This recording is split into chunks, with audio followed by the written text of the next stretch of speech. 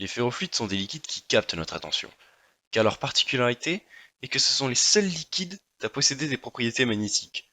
En effet, ils forment des figures exceptionnelles une fois soumis à un champ magnétique d'un aimant. Mais plus qu'un liquide pour jouer, ils possèdent des applications dans la médecine, l'optique et l'électronique. C'est dans cette vidéo que nous allons apprendre ce qu'est réellement un ferrofluide, comment en créer un, et découvrir ses applications dans le quotidien. Mais concrètement, qu'est-ce qu'un ferrofluide?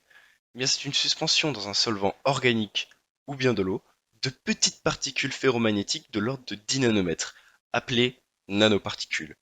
Elles peuvent emprunter des formes différentes, mais pour avoir cette propriété de magnétisme, on utilise souvent des nanoparticules de magnétite, de formule Fe3O4. Ce sont elles qui vont faire bouger le solvant en fonctionnant comme de minuscules aiguilles de boussole qui souhaitent s'aligner avec le champ magnétique. L'histoire du premier ferrofluide commence en 1930, synthétisé dans de l'eau par le physicien Francis Bitter, mais ces derniers étaient peu stables et n'avaient d'autre intérêt que pour ces expériences.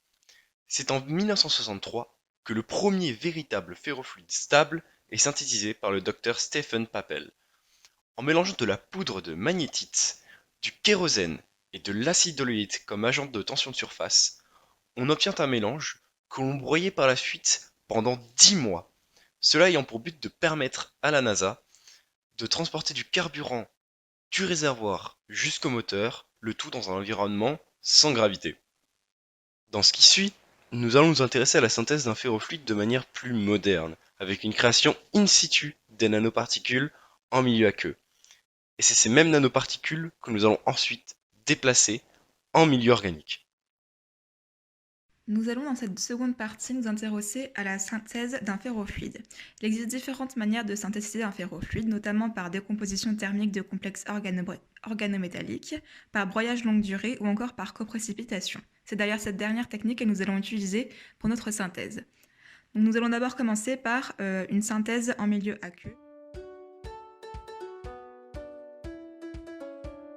Pour cela, nous allons dissoudre 7,2 g de chlorure de fer 2 dans 4 ml d'acide chlorhydrique concentré et 20 ml d'eau distillée dans un bécher en plastique.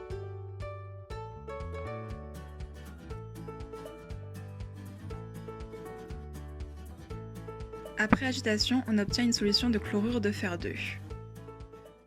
Pourquoi est-il nécessaire de passer en milieu acide?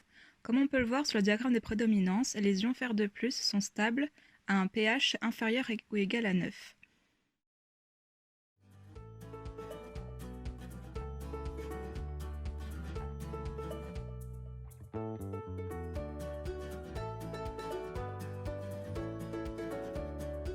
On ajoute ensuite 29 ml de chlorure de fer 3 à 27% massique dans l'eau, ainsi qu'environ 100 ml d'eau distillée et 40 ml d'ammoniac concentré.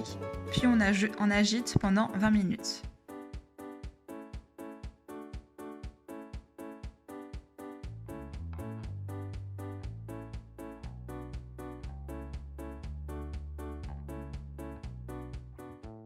Que se passe-t-il lors de cette étape du protocole? Il y a formation de magnétite, comme on peut le voir avec l'équation bilan.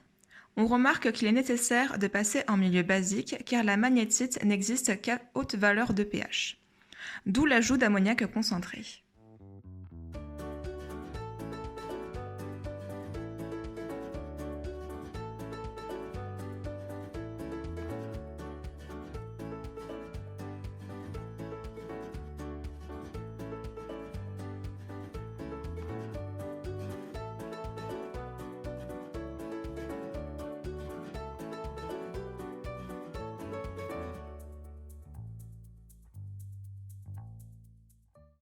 Pourquoi est-il nécessaire de réaliser ces lavages? Donc c'est pour éliminer ce qui n'est pas du produit, comme par exemple les ions fer 2+, les ions fer 3+, les ions chlorure ou encore l'ammoniac. On cherche maintenant à passer notre ferrofluide aqueux en milieu organique. Pour cela, on chauffe légèrement le ferrofluide à environ 60 degrés Celsius. On y ajoute ensuite 6 g d'acide oléique, puis on agite pendant 20 minutes en chauffant environ à 60 jusqu'à 80 degrés Celsius. Pourquoi ajoute-t-on de l'acide oléique à notre mélange? L'acide oïlique est un tensioactif qui permet de limiter des tensions interfaciales entre surfaces polaires, donc celle de notre nanoparticule magnétique, et apolaire, qui sera celle du solvant organique. On laisse refroidir et décanter sur une plaque magnétique, puis on enlève le surnageant.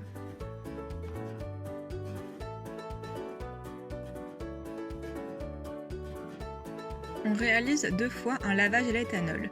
Pour cela, on ajoute 100 ml d'éthanol à notre mélange, puis on agite pendant 10 minutes, on laisse décanter et ensuite on élimine le surnageant. On réalise cette étape 2 fois.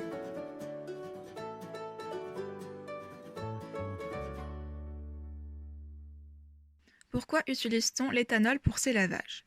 L'éthanol étant un solvant polaire et protique comme l'eau, il va permettre de capter les dernières gouttes d'eau présentes dans le ferrofluide afin de les éliminer.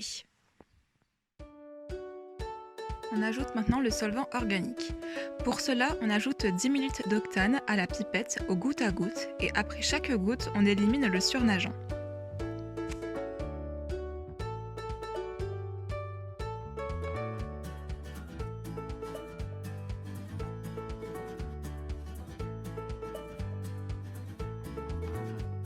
On obtient alors notre ferrofluide en milieu organique. Lorsqu'on approche un aimant de notre ferrofluide, celui-ci se hérisse de pics en forme de cône. Quel est le rôle de l'octane? L'octane est ici le solvant organique apolaire de notre ferrofluide. Pourquoi observe-t-on des pics? Lorsqu'on approche un aimant de la suspension colloïdale, les moments magnétiques tendent à s'aligner le long des lignes de champ. En effet, la magnétite cristalline dans une structure spinelle inverse, ce qui lui confère ses propriétés magnétiques. En présence d'un champ magnétique, le moment des ions situés dans les sites tétraédriques s'aligne avec le champ, alors que ceux situés dans les sites octaédriques s'opposent. Comme le moment magnétique des ions Fer 2+ est de 4 μb et que celui des ions Fer 3+ est de 5 μb, le moment magnétique résultant est non nul et vaut 4 μb. Ainsi, lorsqu'on applique un champ magnétique, les moments magnétiques tendent à s'aligner aux lignes de champ, mais sont retenus par la tension superficielle, ils se forment alors des cônes. Troisième partie, nous allons nous concentrer sur les applications diverses et plutôt variées des ferrofluides. Ces propriétés ambivalentes, à la fois rigides et solides, le rendent facilement exploitable dans le domaine industriel. Joints, haut-parleurs, visualisation et observation de microstructures magnétiques, amortisseurs pour les prothèses de jambes dans les hélicoptères et même dans certaines voitures de luxe. La biologie est également un domaine où ces nanoparticules magnétiques se révèlent être plus qu'utiles. La séparation des petits objets, par exemple ADN, virus, protéines, peut se faire via une aimantation. En effet, les ferrofluides viennent se fixer aux particules visées et l'application d'un champ magnétique va naturellement venir les séparer. Ils sont également utilisés dans l'imagerie médicale, en IRM par exemple, en tant qu'agent de contraste, permettant ainsi une meilleure visibilité et distinction dans l'image rendue. Dans le traitement des cellules cancéreuses, les ferrofluides peuvent aussi avoir un rôle majeur. Le cas de l'hyperthermie magnétique. Les nanoparticules sont envoyées dans la zone touchée et par réchauffement local, celle-ci finit par atteindre une température où les cellules cancéreuses ne sont plus viables. Les propriétés magnétiques de ces nanoparticules leur permettent également d'être dirigées à l'aide d'un aimant une fois dans le corps humain. On peut donc envisager un traitement ciblé et une délivrance contrôlée des substances actives administrées sous forme de capsules. Des biocapteurs magnétiques sont aussi en développement, les ferrofluides permettant d'accéder à d'autres informations sur les molécules visées et même d'en distinguer certaines. Pour montrer la diversité des applications, des ferrofluides, on peut également citer par exemple la recherche sur une peinture possédant des propriétés magnétiques et pouvant absorber les ondes radar, notamment dans le domaine militaire.